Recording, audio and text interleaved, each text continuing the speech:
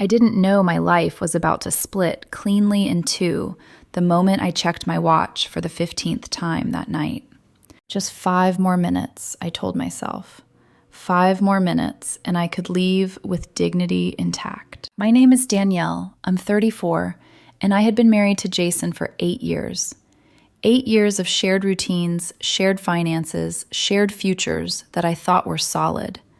That night, all of it shattered in a single sentence I wasn't meant to hear. We were at his company's quarterly celebration, one of those painfully expensive corporate events hosted at a downtown hotel that looked like success had been poured into glass and marble. Crystal chandeliers, bow-tied waiters, champagne that tasted like regret wrapped in bubbles. The kind of place designed to impress people who needed reminding that they mattered. Jason worked in marketing at Morrison & Associates, a mid-tier consulting firm with big egos and even bigger ambition. He loved these events, thrived in them, fed off the attention like oxygen. Me? I was an accountant at a smaller firm. Steady job, quiet competence. I paid the bills and stayed out of the spotlight. Apparently, that made me replaceable. I stood near the coat rack in the far corner of the ballroom, close enough to observe, close enough to escape, a survival habit I developed over the years. I watched Jason glide through the room, laughing too loudly, touching too casually, soaking up validation with every clink of a champagne flute. His suit was immaculate, his smile sharper with every drink. I knew that version of him. When Jason drank at work functions, he became someone else, half motivational speaker, half reality TV villain. Confident, cutting, cruel if you listened closely enough. I was calculating my exit when I heard it. Clear, casual, effortless. Honestly, I could leave her tomorrow if I wanted. She's completely worthless to me at this point. The words didn't just land, they detonated. Time slowed in that surreal way it does when your body realizes the truth before your mind catches up. My chest tightened. My fingers went cold. I turned just enough to see him, my husband, laughing with his coworkers like he'd just delivered a punchline instead of an execution. And standing right beside him was his boss. Too close. A hand brushing Jason's arm. Familiar, comfortable, not accidental. I didn't scream. I didn't storm across the room. I didn't collapse in tears or demand explanations. I stood there, invisible, while my marriage was casually discarded in public like an empty glass. And in that moment, something inside me went very still. Because sometimes the most dangerous decision you can make isn't confrontation, it's silence. I turned, took my coat from the rack, and walked out of the ballroom as if nothing had happened, while everything I believed about my life burned behind me. The cold night air hit my face, sharp and sobering, and under a streetlight 3 blocks away, I pulled out my phone and made a call that would start a chain reaction no one in that ballroom saw coming, especially Jason. Before that night, before the chandeliers and champagne and the sentence that ended everything, I would have told you my marriage was complicated, but stable. That's what women like me say when we're slowly shrinking to fit into someone else's ambition. I'm Danielle, 34 years old. I work as an accountant at a modest firm, nothing glamorous, but solid. Numbers make sense to me. Balance sheets don't lie. If something doesn't add up, it eventually reveals itself. I built my career quietly, the way some people build foundations, out of sight but essential. Jason and I met almost a decade ago at a mutual friend's birthday party. He was charming in that effortless way, quick smile, confident posture, stories that made people lean in. I was quieter, more observant. He noticed me because I didn't compete for attention. He said it felt like peace. In the beginning, he admired my steadiness, called me his anchor, said I grounded him. We dated for 2 years before he proposed. He proposed, down on one knee, nervous hands, a ring he'd clearly spent weeks choosing. I remember thinking how sincere he looked, how earnest, how safe. Marriage at first felt like partnership. We split bills proportionally, supported each other's careers.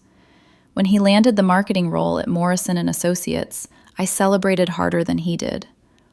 When my firm promoted me, he toasted me with cheap champagne and said, "See, we're building something." But somewhere along the way, his building got taller, and I stayed on the ground floor. Jason became obsessed with upward momentum. Networking events, power lunches, late nights labeled strategy sessions. He started measuring worth in titles, in visibility, in how people reacted when he entered a room. I started fading into the background of his story. Little things changed first. He corrected me in front of people, joked about my boring job, stopped asking my opinion unless it supported his. At work events, he'd introduce me last, or forget to entirely. "This is my wife," he'd say, vague and dismissive, like an afterthought. Still, I told myself this was normal. Careers evolve, people change, marriage adapts. His family reinforced that narrative. His mother praised his ambition constantly, reminding me how lucky I was to have a driven husband. His sister hinted that I should try harder to keep up. At holidays, conversations revolved around his success. I smiled, I nodded, I absorbed it all quietly. What I didn't do was confront it, because confrontation requires believing you deserve more. And somewhere between the spreadsheets and dinners eaten alone, I'd stopped believing that. By the time that night arrived, the party, the hotel, the champagne, I wasn't there because I wanted to be. I was there because Jason said it would look bad if I didn't show up. Because appearances mattered more than comfort, more than truth. I didn't know then that I wasn't just attending a corporate celebration. I was walking into the final audit of my marriage, and the numbers were about to tell a story I could no longer ignore. Looking back now, the signs were everywhere. Not loud enough to trigger alarms, not cruel enough to justify leaving, just consistent enough to erode something slowly. Jason didn't change overnight.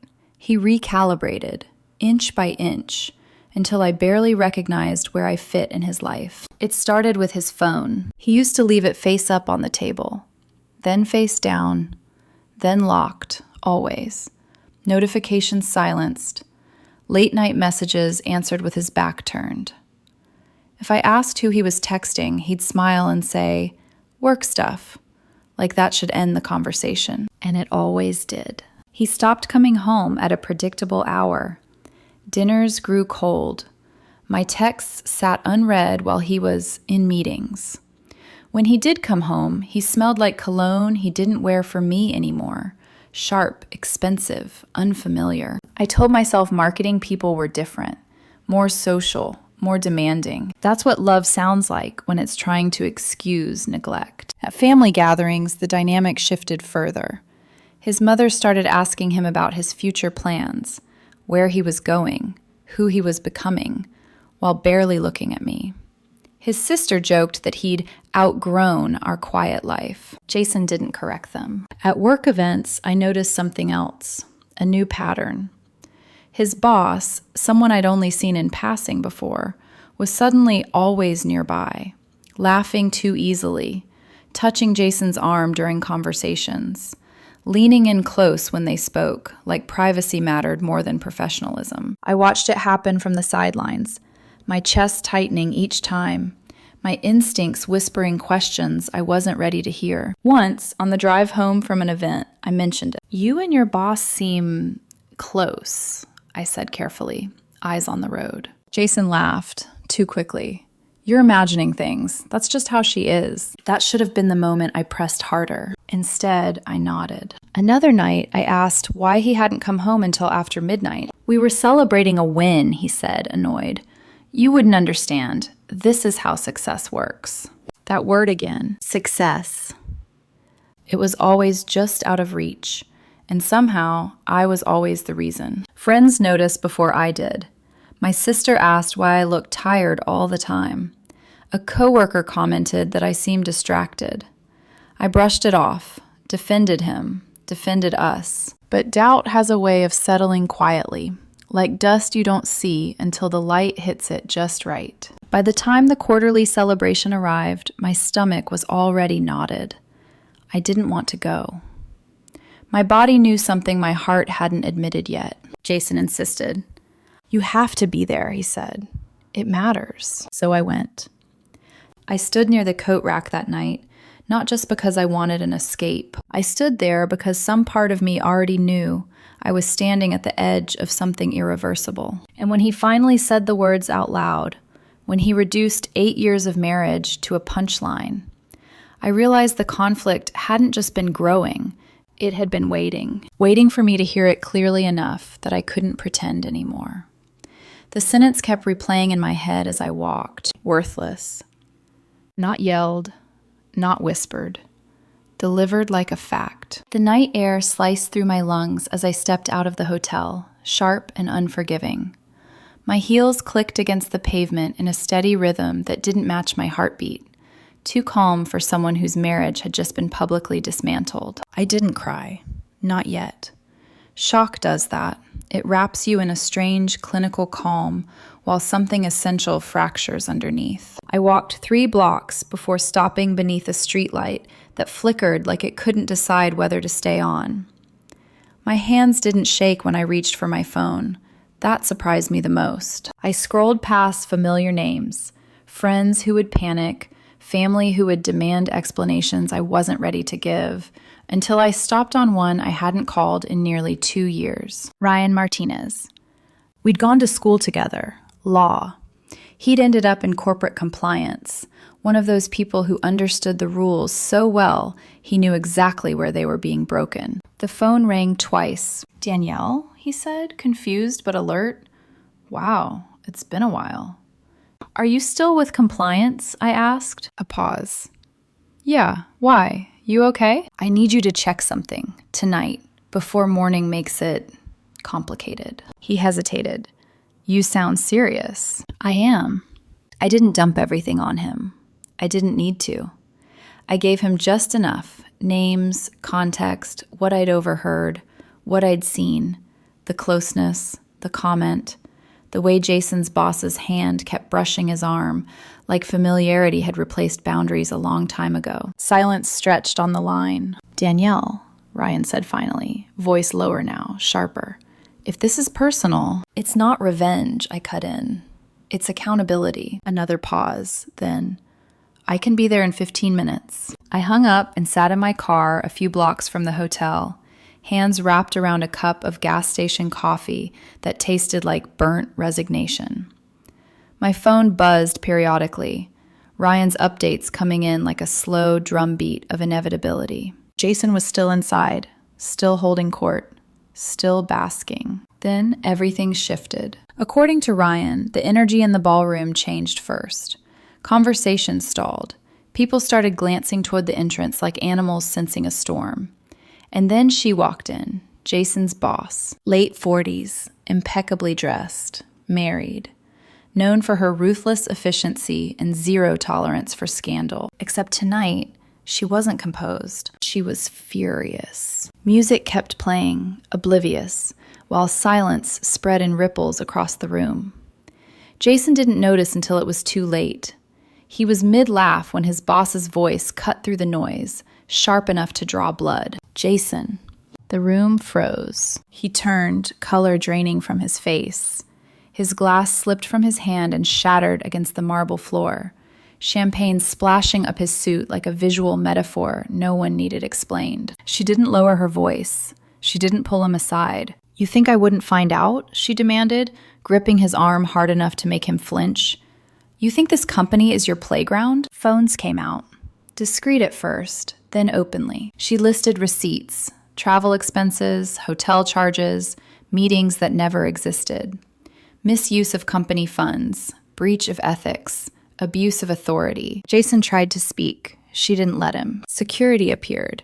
Guests backed away like scandal was contagious. By the time Ryan texted me, "He's being escorted out," my coffee had gone cold. Jason's access was revoked before midnight.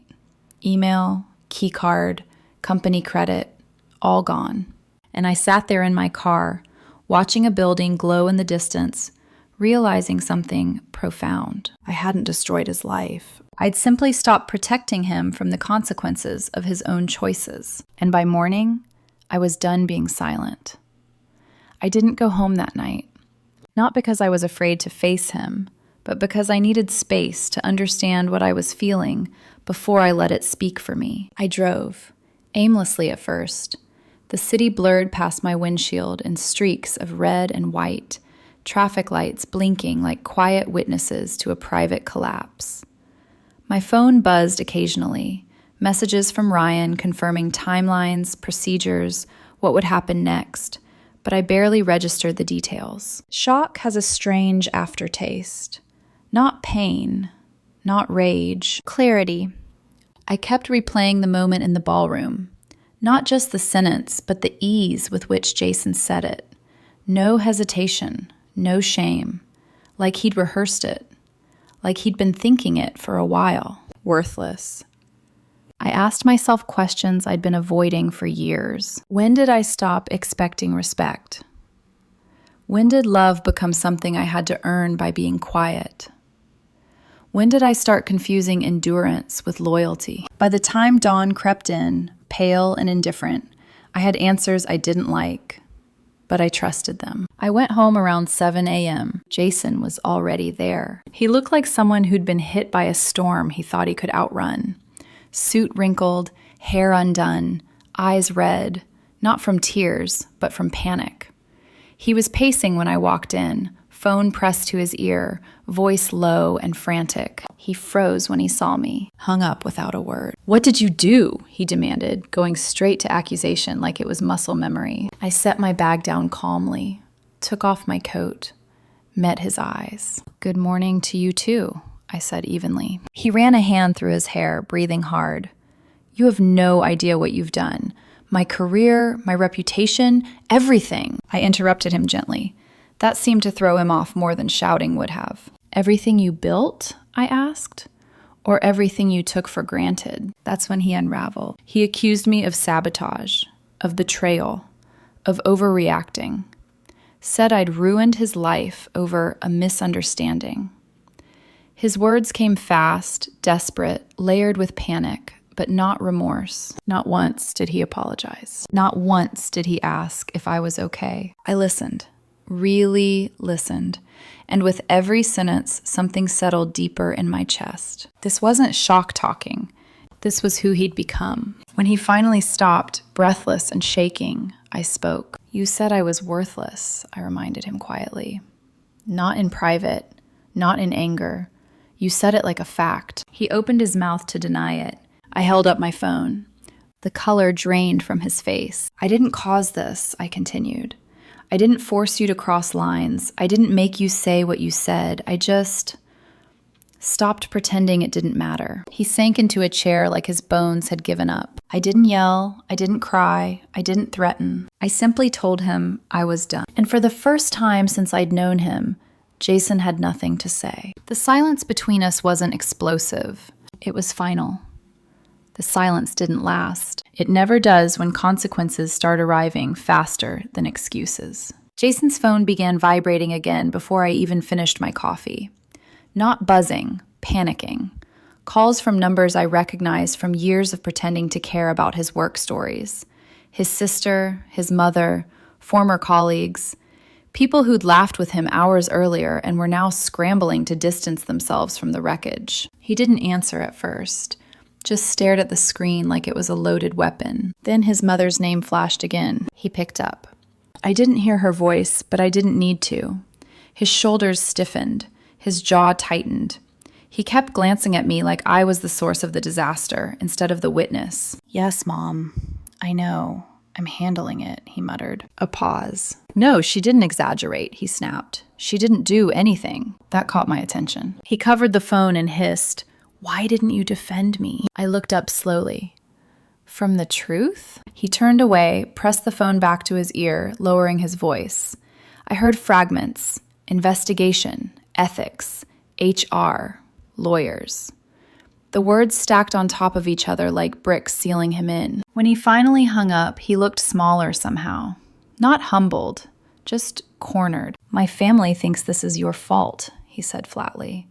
"They think you pushed this too far." Of course they did. By noon, his sister showed up unannounced. She didn't knock, just let herself in like she always had, like our home had never been mine, too. She barely looked at me. "Jason, you need to fix this," she said urgently. "Mom's freaking out. People are talking. This could follow you forever." She finally turned to me then, eyes sharp, accusatory. "You didn't have to involve outsiders," she said. "Marriage problems stay in the marriage." I felt something shift inside me. Not anger. Resolve. "I didn't involve anyone," I replied calmly.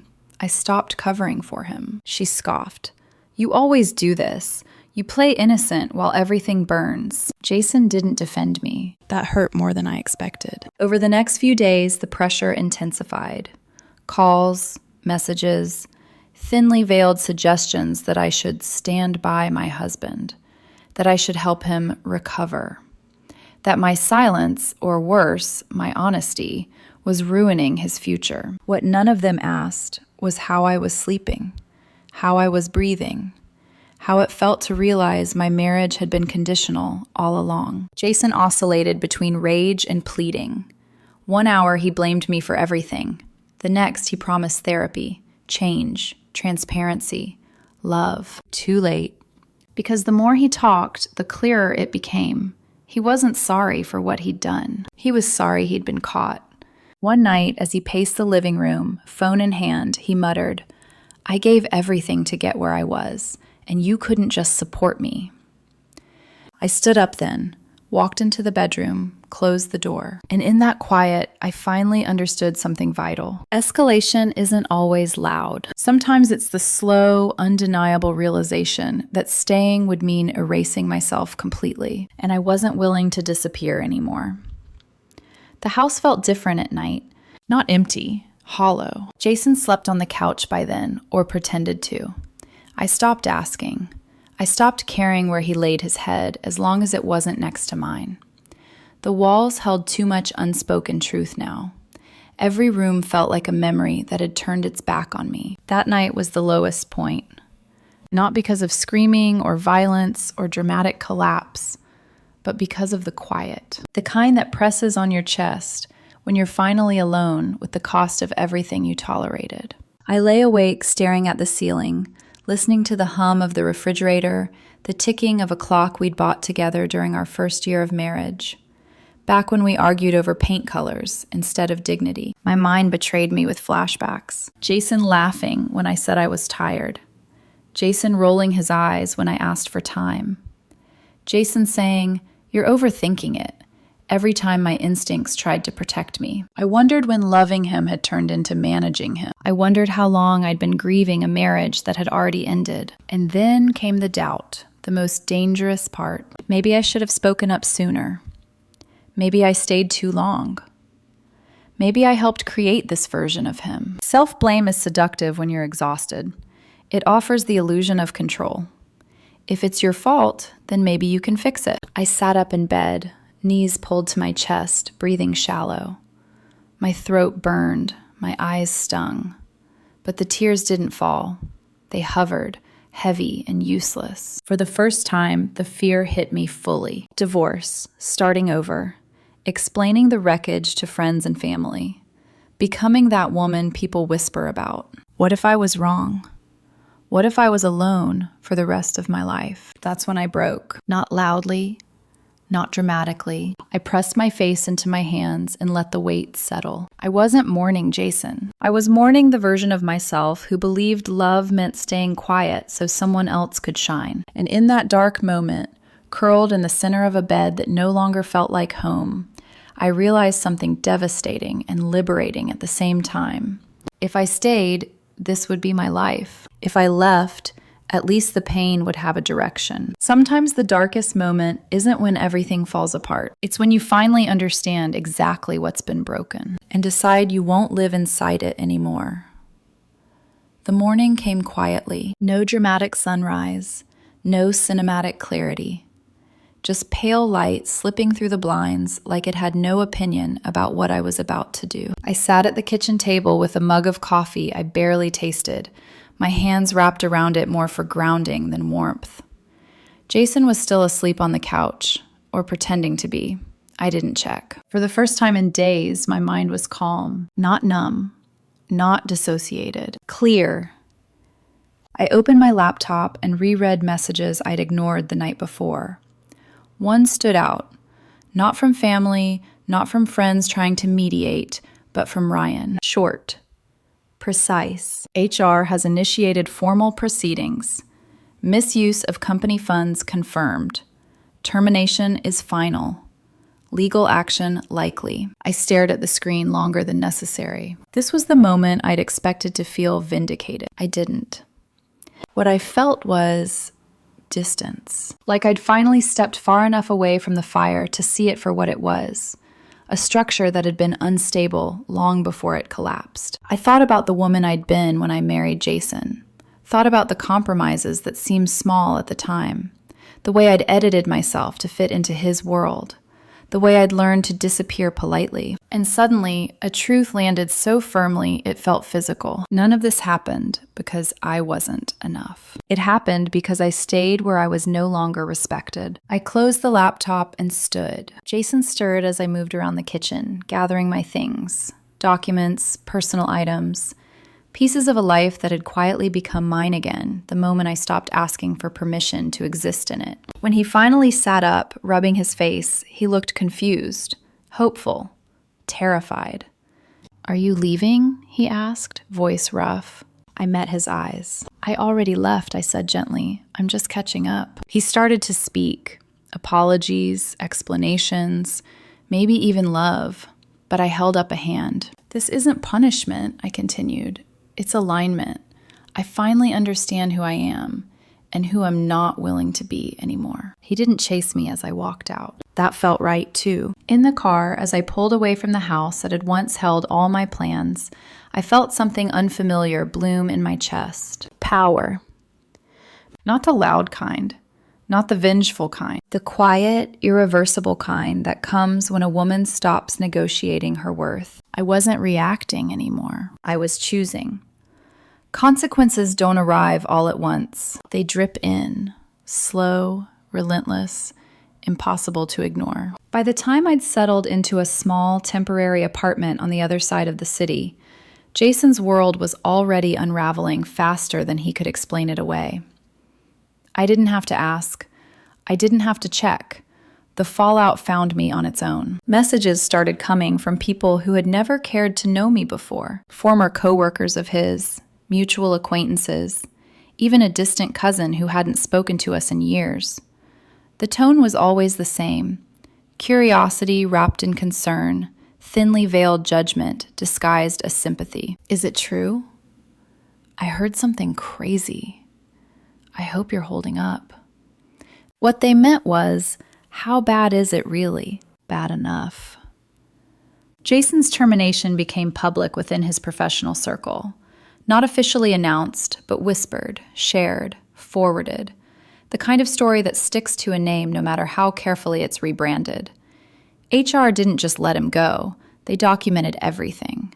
Expense misuse, ethical violations, boundary breaches that were impossible to defend once examined under daylight instead of dim ballroom lights. His boss was removed too, married, exposed. Her own carefully curated image collapsed under the weight of evidence and silence from people who'd once protected her. Jason's family changed their tone once the truth hardened into fact. His sister stopped calling. His mother sent one stiff message, no apology, just distance. I understood then. They weren't angry at me anymore. They were embarrassed by him. And Jason?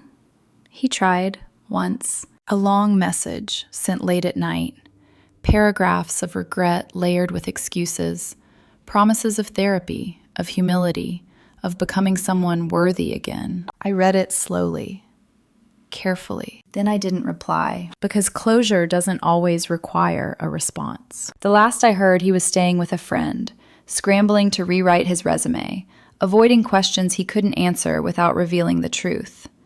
The same truth he'd laughed about the night he thought I was invisible. I wasn't. I never had been. I just stopped making myself small enough for him to ignore. I moved forward quietly. No announcements, no victory lap. I let the noise fade while I built something new, something honest, piece by piece. Jason lost his reputation, his stability, his audience. I lost a marriage that had already been hollow, and somehow that felt like winning, not because he fell, but because I stood up and walked away without needing him to see it. Healing doesn't arrive with fireworks. It arrives quietly, on ordinary mornings, in small apartments, with coffee that tastes better than it used to because no one is standing across from you, judging the way you drink it. Weeks passed, then months. My life didn't become extraordinary overnight. It became mine. I redecorated the apartment slowly. Nothing extravagant. Clean lines, open space. I slept through the night for the first time in years. I stopped flinching when my phone buzzed. I laughed without checking who was watching. At work, I focused again. Numbers made sense. Ledgers balanced.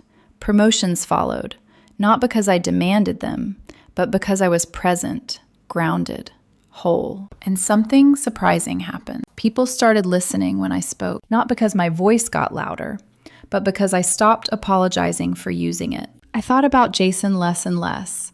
When I did, it wasn't with anger. It was with clarity. The kind that only comes after distance has burned away the illusion. He had called me worthless. What he really meant was unthreatening. And the moment I stopped being that, his world collapsed. Here's what I learned, what I wish someone had told me before I spent years trying to earn respect that should have been automatic. Love isn't proven by endurance. Silence isn't strength. And loyalty that requires self-erasure isn't loyalty at all. If someone can diminish you in public, they've already discarded you in private. And if you're listening to this story and something in your chest feels tight, it's not because you're weak. It's because you're waking up. You don't need a dramatic exit. You don't need revenge.